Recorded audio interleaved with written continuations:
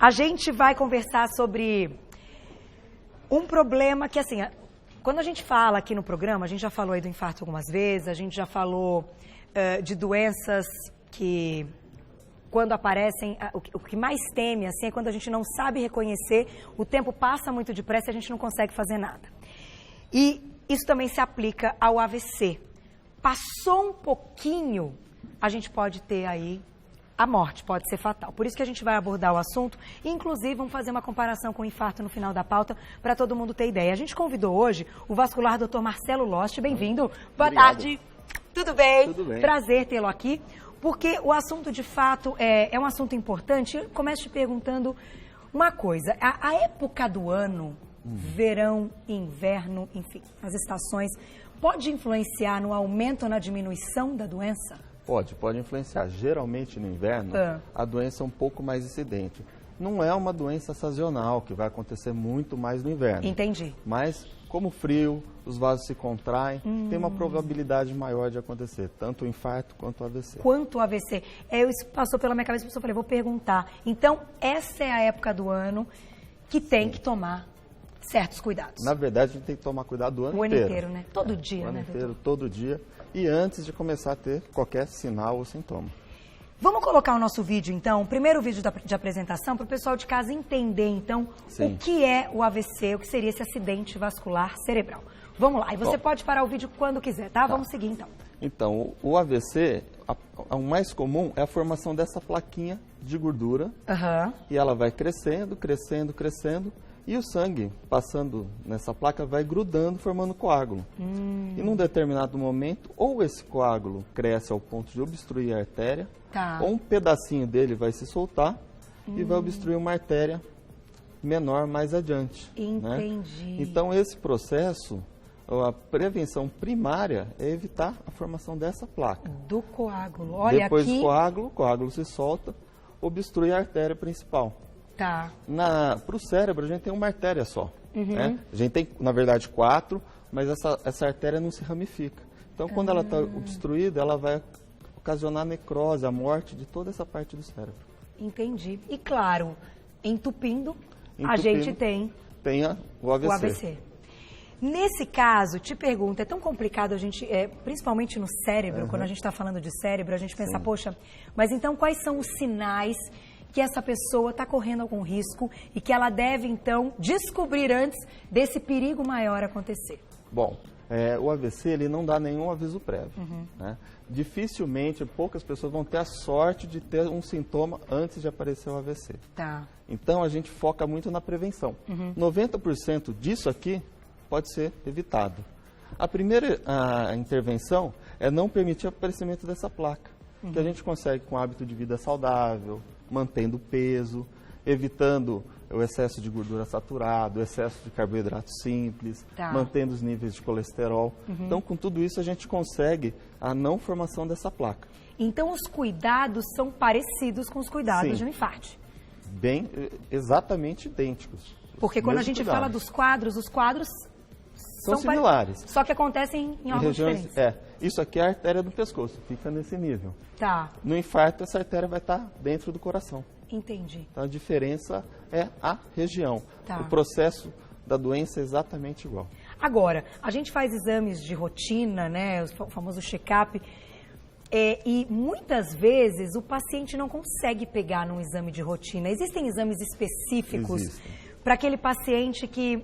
ou por uma hereditariedade, uma genética, a gente pode dizer isso, para que ele faça e tenha aí já uma suspeita antes de acontecer? Sim.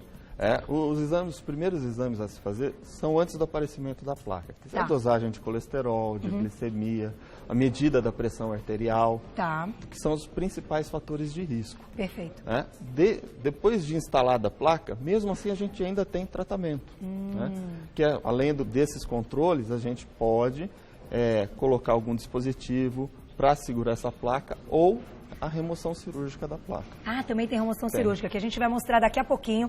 É um vídeo muito bacana. Eu vou pedir para a gente colocar a primeira imagem. A gente tem algumas imagens.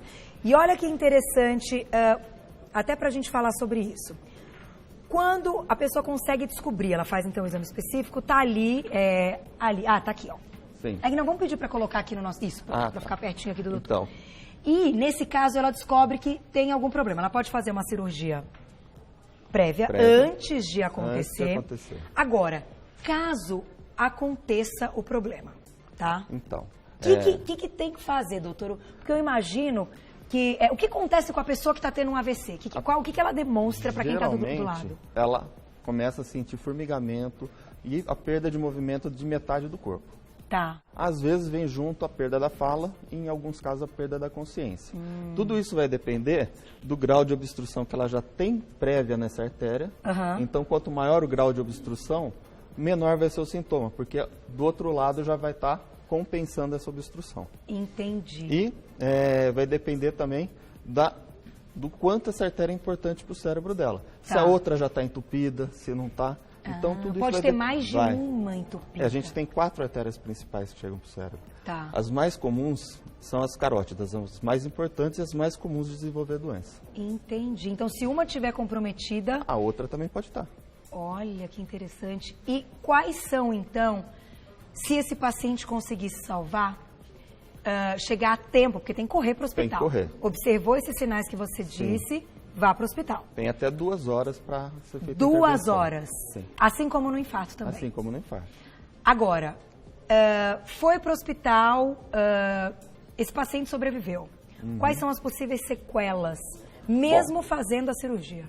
Bom, quando o paciente é atendido a tempo, tem medicação que vai dissolver esse coágulo, aí é feito o tratamento dessa placa. Tá. Ou cirúrgico, ou por colocando um stent ali dentro. Tá. Feito o tratamento, a gente aguarda a recuperação, que pode ser uma recuperação total, o paciente ficar sem sequela nenhuma, ou a sequela mais comum, que é a perda de movimento em uma parte do corpo. Que foi o lado atingido. O lado oposto ao atingido. É o oposto. Por exemplo, teve um infarto do lado direito do cérebro, o lado esquerdo que vai estar comprometido. Não sabia porque disso. A inervação é cruzada. Entendi. Então, olha só. Então é sempre o lado oposto que é o que vai ter o problema. Muito interessante. Vamos colocar uma dúvida, então, que chegou aí no nosso Instagram. Vamos ver quem escreveu pra gente? Vamos lá. Na tela, que sorrisão. Paloma, um beijo pra você. Quais as chances, então, de sofrer um AVC ou infarto, tendo boa alimentação e praticando exercícios físicos? É justamente nessa idade que a gente tem que começar a fazer a prevenção. Tá. Alimentação saudável, exercício físico excelente. Certo. Outra coisa que pode acontecer é o antecedente familiar. Algumas pessoas produzem o colesterol ruim no próprio organismo. Então, algumas pessoas, além disso, precisam da medicação. Jura? Né, para controle de colesterol. Então, mesmo fazendo tudo mesmo fazendo certo... tudo, tem que fazer um acompanhamento, ver se não tem fator de risco na família, se alguém já infartou, se alguém já teve um AVC. Esse lance de fator de risco também é uma coisa importante. A gente pode dizer, então, que tem uma hereditariedade, uma genética envolvida? Tem uma hereditariedade, não só na causa principal que a gente apresentou. Tem outras causas, como algumas doenças inflamatórias que podem ocluir a artéria. Então, todos esses fatores têm que ser previamente vistos, analisados, e cada fator tem uma prevenção específica. Doutora, a gente pode dizer que uma pessoa que às vezes perde a memória, que às vezes tem os espasmos, assim, pode ter alguma artéria comprometida? É uma coisa que está ligada? Não, geralmente a perda de memória não é um sinal frequente no AVC. Tá. Não tá ligado mais ao nível de estresse, ao que é muito comum hoje, as pessoas dormem muito pouco. Verdade. Vão deitar, leva o celular para a cama, fica na rede social, quando vê, dorme 4, 5 horas por noite, e é muito pouco. Isso também leva pode... Leva porque aumento do cortisol crônico, aumento do estresse, aumenta a formação de placas de gordura nas artérias. Olha só. Então vamos para a nossa próxima imagem, para a gente continuar explicando. Podem mandar mais perguntinhas, que a gente vai falar daqui a pouquinho da cirurgia, né? Sim. Vamos colocar então mais uma imagem na tela, que a gente separou, na verdade, é linda a imagem, né? O cérebro, quando a gente... Foi a primeira pergunta, aliás, que a gente introduziu o papo. Quando a gente está falando de cérebro, é uma coisa muito difícil, porque a gente não conhece, a gente não vê. Ainda quando a gente fala de coração, parece que é ainda mais simples. Sim. Mas no cérebro isso acaba ficando um pouco mais complicado. As cirurgias, quando a gente faz cirurgias na região do cérebro, as cirurgias são cirurgias mais demoradas? Como são feitas? Hoje a gente tem que abrir a cabeça do paciente. Como é que é realizado? Não, hoje evoluiu muito, né? Tem as cirurgias aqui na imagem, está mostrando um aneurisma. O aneurisma é essa bolinha que está aqui. É uma dilatação da artéria. As cirurgias para aneurisma, algumas ainda têm que ser feitas com a via aberta. Abre o crânio, acessa diretamente o aneurisma. E a gente pode também acessar pela artéria. A artéria vai chegar até o aneurisma e a gente tratar esse aneurisma também com uma artéria. Perfeito. Pela artéria. E a artéria a gente acessa pela virilha. Então não precisa mexer na cabeça em alguns casos. Em outros, pela localização, pela dificuldade de acesso, precisa ser via aberta mesmo. E para a gente chegar aí, descobrir esse lance, né? Ter um aneurisma, o que esse paciente vai apresentar? É parecido com um quadro de AVC? O aneurisma ele pode levar a um AVC. Quando ele se rompe, ele vai aumentar a pressão dentro do crânio e vai ficar uma área do crânio sem circulação. Mas o mecanismo é diferente daquela plaquinha de gordura. Entendi. Então, a prevenção também e os sintomas também são diferentes. A maioria também não dá sintoma, não dá aviso prévio. Chega, rompe o aneurisma, sangramento dentro do crânio e o AVC. E dor de cabeça muito intensa, tem relação? É um sintoma de aneurisma. Tá lá a artériazinha dilatada, a pessoa pode ter dor de cabeça.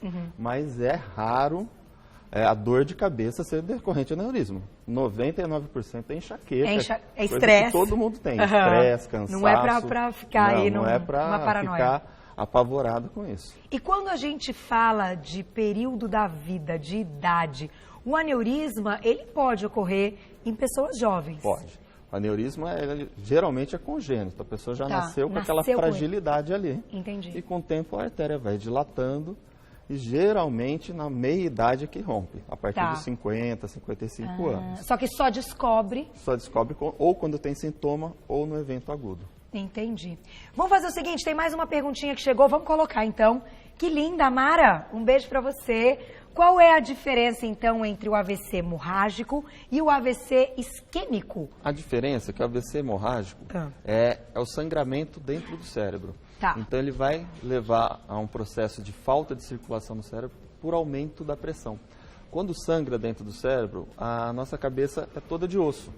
Não tem por onde expandir, o cérebro não tem por onde inchar. Então esse inchaço vai levar a uma isquemia de outra parte do cérebro. E o AVC isquêmico é a oclusão de uma artéria levando à mesma isquemia. Como a gente mostrou através do vídeo. Isso. Mas para ele sangrar, previamente teria que ter ali então um aneurisma? Ou um aneurisma, ou um pico de pressão, hipertensão, a pessoa está com a pressão muito alta, não tomou o remédio no dia, exagerou no sal, passou um estresse, pode romper espontaneamente uma artéria aparentemente normal. A gente pode dizer que um é mais perigoso do que o outro? Sim, o AVC hemorrágico é mais raro, mas também ele é mais perigoso, com uma alta taxa de mortalidade. Perfeito. Vamos então para o vídeo que mostra o tratamento, a cirurgia, o que dá para ser feito então no caso de um AVC. Vamos lá. Vamos colocar na tela. Pare quando quiser, tá, doutor? Vamos lá, pode seguir então. Bom, aqui no vídeo está demonstrando a plaquinha e a passagem de um catéter. Esse catéter, na verdade, está colocando um filtro, porque todo o procedimento que a gente vai mexer nessa artéria, ela é muito sensível e pode deslocar alguns coágulos. E esses tem que coágulos isolar, então. Tem que isolar. Aqui está demonstrando alguns coágulos subindo. Então, esse é um filtro que é colocado, a artéria é previamente dilatada. Certo. E depois que ela é dilatada, a gente coloca um stent. O stent nada mais é que uma armação de metal, um alambrado, um arame. Certo. Que vai segurar essa placa contra a artéria, liberando todo o fluxo sanguíneo. Entendi. Então ele vai expandir, vai abrir para que ela fique... para que a artéria fique aberta e evitar a formação de coágulos, nessa placa de gordura. Que interessante. E isso é feito no pescoço? Não, isso é feito através da virilha, na artéria do pescoço. Então a gente não corta o pescoço nesse caso. Em alguns casos, a gente não consegue ultrapassar essa obstrução, porque ela está muito fechada. E aí? Aí a cirurgia tem que ser aberta. Aí tem que faz ser um corte no pescoço e tira essa plaquinha de gordura. Aí tem que remover. Remove a placa de gordura também. Que é tipo como se fosse... Ou o coágulo que você explicou. Ou o coágulo. Às vezes a gente já encontra o coágulo lá dentro. Antes dessa tecnologia, toda a cirurgia era aberta. Depois disso, mas aí a gente consegue saber que tipo de cirurgia vai ser através dos exames. Através dos exames. Tem que ser feito um ultrassom para delimitar a quantidade que está obstruído, se está 90%, 80%, 95%. Perfeito. E a gente Às vezes solicita também uma arteriografia, que é a injeção de contraste na artéria, para ver com mais detalhes. Entendi, que esse é um exame bem específico. É bem específico, indicado só em alguns casos. Que é para ver o quanto ela está entupida. Isso.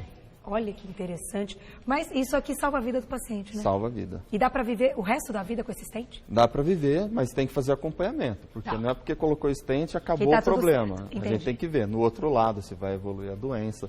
Às vezes a doença evolui em cima desse stent. Então tem que fazer o acompanhamento. Muito bem. Vamos fechar então nossa pauta. Falando do caso que ocorreu no final de semana com Casagrande. Vamos colocar foto. Tem fotinho dele? Ah lá, ele tá bem, né? Alguém tem notícia de qual quadro, mas foi no final de semana, né?